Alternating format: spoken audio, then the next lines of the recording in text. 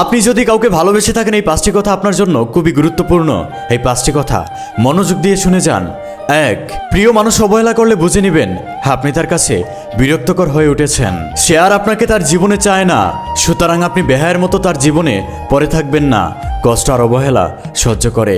2, আপনার প্রিয় মানুষটা আপনাকে তখনই অবহেলা করবে, কষ্ট দিবে যখন তার জীবনে নতুন মানুষ চলে আসবে। আর কারো জীবনে যদি নতুন মানুষ আসে, তাহলে পুরাতন মানুষটাকে কুকুরের মতো অবহেলা করে যেন তার জীবন থেকে চলে যায়। 3, আপনি যদি সম্পর্কতে জড়িয়ে থাকেন, তাহলে কখনো ভুল করেও প্রিয় মানুষটার মনের মতো হওয়ার চেষ্টা করবেন না, কারণ সে যদি আপনাকে সহজেই পরিবর্তন করে ফেলে, তাহলে সে নিজেই একটা সময় ভয়ঙ্করভাবে পরিবর্তন হয়ে যাবে, যা আপনাকে অনেক কষ্ট দিবে। 4, প্রিয় মানুষটাকে অতিরিক্ত ভালোবাসা দেখাতে যাবেন না, কারণ অতিরিক্ত ভালোবাসা দেখাতে গেলে সে সেই ভালোবাসার ওজন না নিতেও পারে। একটা কথা মনে রাখবেন, অতিরিক্ত ওজন পাল্লায় বহন করলে সেই পাল্লাটাও ভেঙে যায়।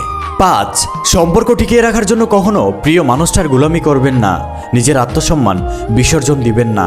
একটা কথা মনে রাখবেন, আত্মসম্মানহীন মানুষ এই পৃথিবীতে সবচেয়ে নিকৃষ্ট মানুষ।